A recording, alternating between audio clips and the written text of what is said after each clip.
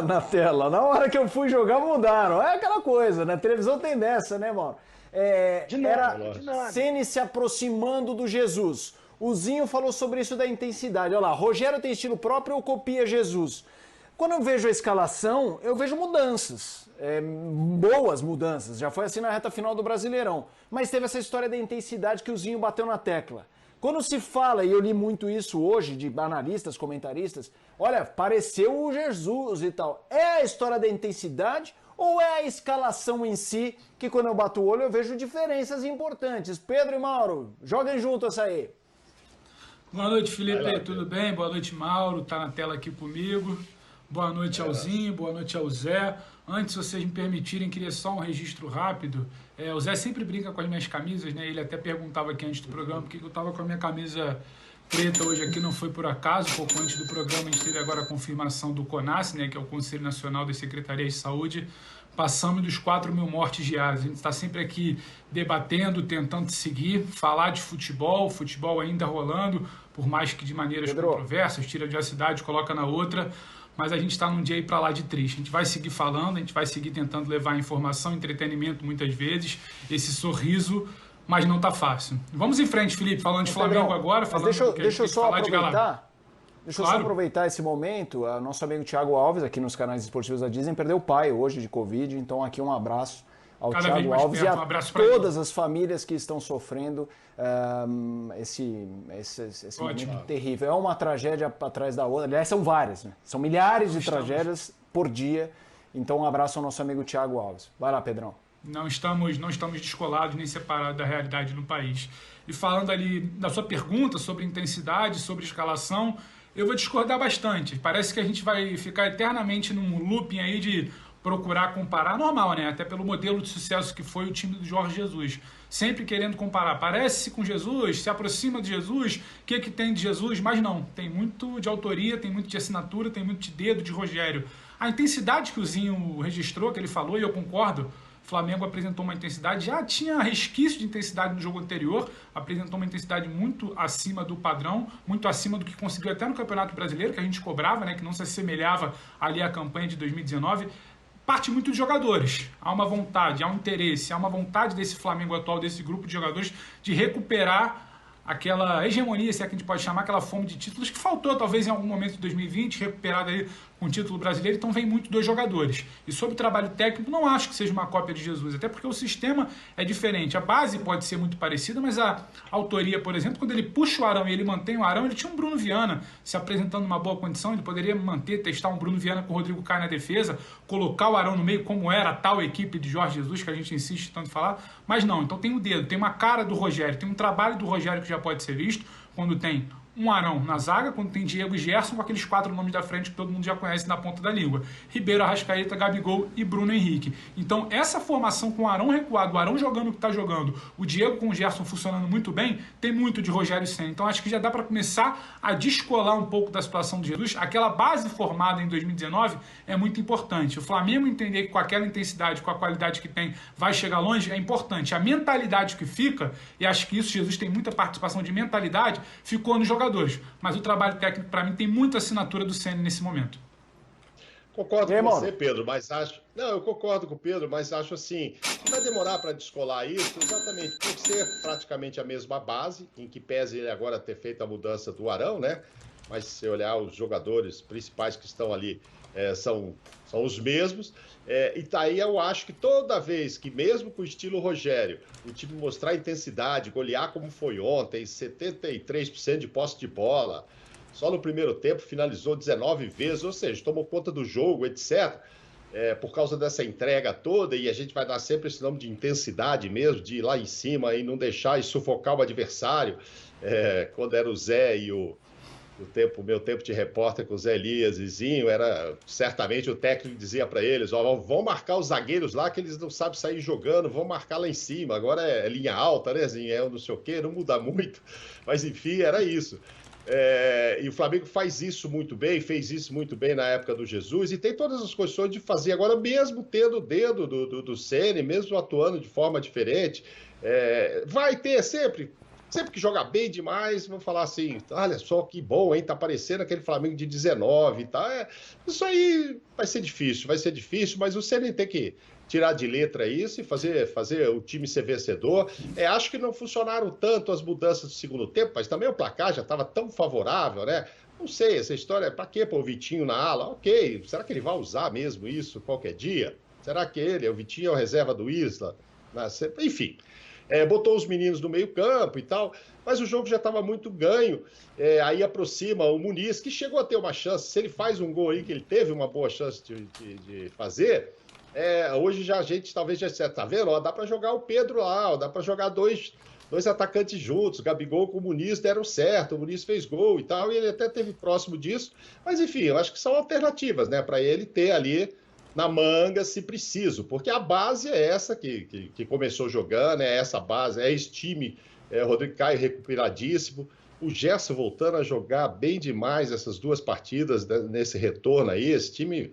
Não, o time está começando a voar de novo, e aí vem já de cara um bom teste aí, um ótimo teste, que é esse jogo com o Palmeiras.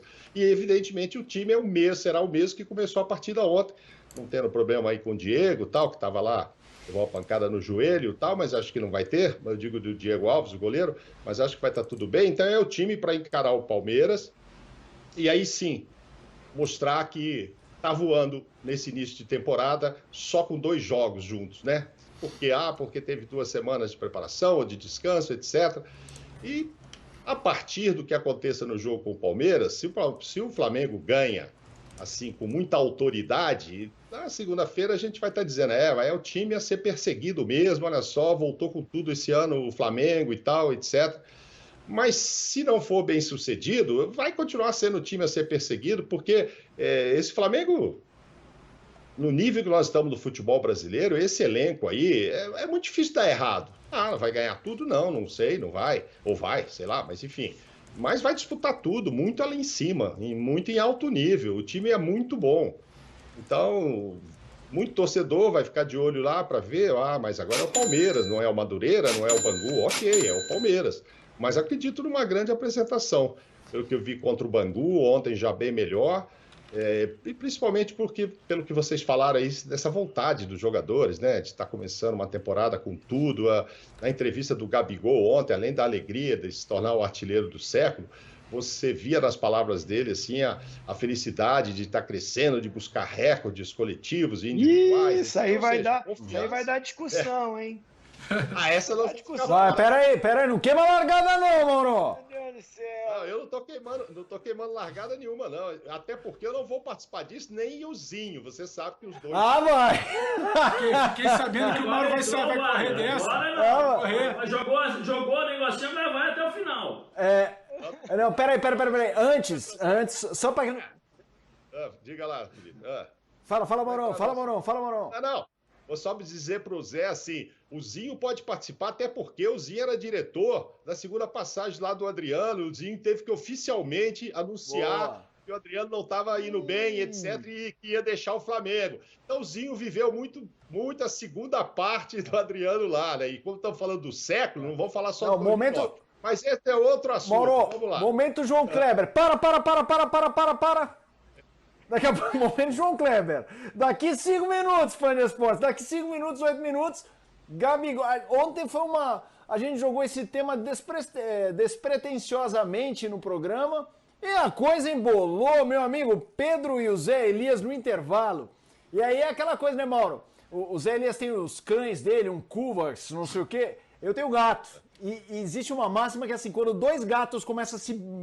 Não coloca a mão. Senão os 2 prendem você. Então, os Mauro e o Zinho ontem foi isso. Os 2 pegaram os 2 assim, ó. Mas hoje não. Espera aí. Mas antes, vamos colocar aí, produção, o comparativo de posição por posição de Jesus, para o Pedro ficar feliz, de Jesus e Ceni. Só pra gente ilustrar. Isso é do ponto de vista de peças, do ponto de vista de jogadores. As linhas de baixo, a versão Jesus. As linhas de cima... então estamos lá, Diego Alves, os 2, aí Rafinha virou o Isla, Rodrigo Caio virou o Arão e por causa do posicionamento até de lado, Mari é o Rodrigo Caio, Felipe Luiz. Aí o Arão como recuou, o Diego nessa posição, Gerson, Everton... Aí a sequência é igual, Gerson, Everton Ribeiro, Arrascaeta, Gabigol e Bruno Henrique. Eu não sei se alguém me chamou, mas eu ia jogar pro Zé, mas fiquem à vontade para entrar, não tem essa não. Acho que foi Zé. E aí, Zé? Time de Jesus ou time de Rogério Ceni? Não, assim, o que você acha aí que o Ceni das mudanças, inclusive, mudou bem? Não necessariamente para melhor, mas assim, tirou, não vou dizer um coelho da cartola, mas, sabe, ele pegou um time que não estava necessariamente funcionando igual, até porque algumas peças mudaram e fez o que fez. Sim, essa mudança do Rogério Ceni com o Ilharão tem várias formas de você enxergar. Existe a forma de você enxergar uma questão tática, que ele encontrou um jogador que pode facilitar um pouco na hora da saída de bola, porque é um cara que tem essa mobilidade e tem essa projeção também, porque o Ilharão, antes de ser o primeiro volante, ele era aquele cara que o elemento surpresa, né, vamos dizer assim. Então acho que essa adaptação o Rogério fez, você pode falar, não, beleza, o Rogério acertou tal, mas ao mesmo tempo precisa entender o porquê que o Rogério fez essa movimentação. O Rogério fez essa movimentação porque os outros dois zagueiros que estavam lá, ou que estão lá, que é o Gustavo e o Léo Pereira, não passavam confiança nenhuma.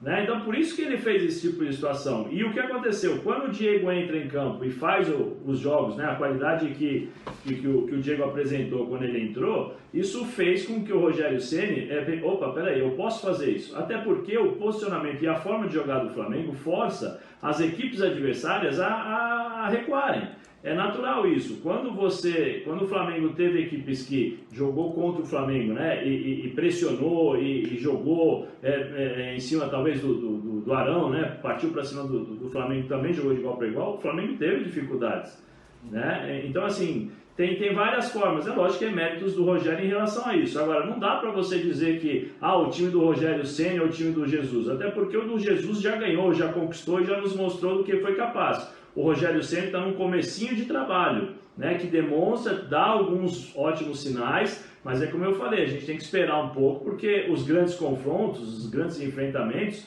daqui a pouco eles virão, não desmerecendo o que o Flamengo está fazendo hoje, pelo amor de Deus, não é isso. Mas, né, daqui para lá na frente, o próprio jogo contra o Palmeiras pode dar um pouquinho a dimensão daquilo que esse Flamengo pode se tornar. Mas se você fizer uma comparação o time do Rogério Ceni com o time do Jorge Jesus, é lógico que você vai ver o time do Jorge Jesus porque é o que você tem na cabeça já e o que conquistou títulos. O título conquistado pelo Flamengo, do Rogério Ceni, não foi um título que conquistou todo mundo. Tanto é que no mesmo dia, na mesma hora, quando o Flamengo comemorava o título, tinha uma hashtag pedindo a saída do Rogério. Ô Zé, só uma coisa aqui, vai lá, Pedrão. Só para complementar duas coisas que o Zé falou que eu acho interessante. Ele lembra muito bem o momento da entrada do Arão. O Rogério, naquele momento, ele era questionado. Uma derrota ou 2 tropeços poderiam tirar ele do cargo. Ele banca o Arão. Quando ele banca o Arão e sai a notícia que ele testa essa formação com o Arão, uma chuva de críticas.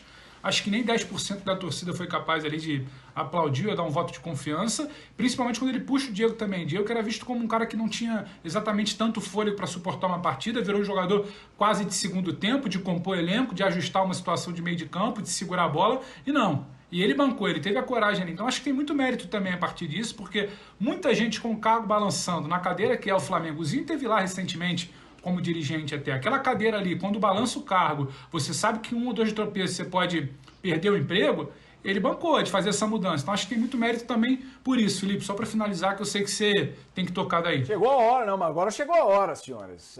Meu amigo. Agora é a hora que todos estavam aguardando. Senhores, para vocês que não acompanharam o programa ontem, antes do jogo, nosso programa foi antes desse jogo do Flamengo, a gente levantou a questão, olha, o Gabigol está a 2 gols de virar o artilheiro do Flamengo no século. E a gente falou, ele é o jogador do Flamengo do século, o símbolo. Até porque dá discussão isso, muita discussão. Se a gente pegar o ano de 2019, não há uma unanimidade. E óbvio que 2019 foi o maior ano do Flamengo deste século. E talvez rivalize com 81, como os 2 grandes anos. Há outros também, mas estamos falando de Libertadores, 81 teve Mundial também. A gente pode puxar Bruno Henrique, Arrascaeta, tem debates. Quem brilhou mais? Só que, para muita gente, o Gabigol foi o símbolo, pelos gols na final da Libertadores, pela questão midiática, é a pose na hora de fazer gol, é o cabelinho que todo mundo imita, papapá. E aí, na reta final do debate, eu tava quieto, porque eu ia jogar o nome, e o Zé citou o Adriano. Mas peraí, tem um Adriano, né?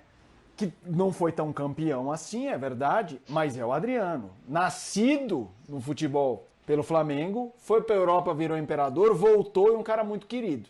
Então agora, a gente vai falar, mas antes de começar o debate, vamos colocar na tela, produção, Gabigol versus Adriano. Números, detalhes, vamos lá.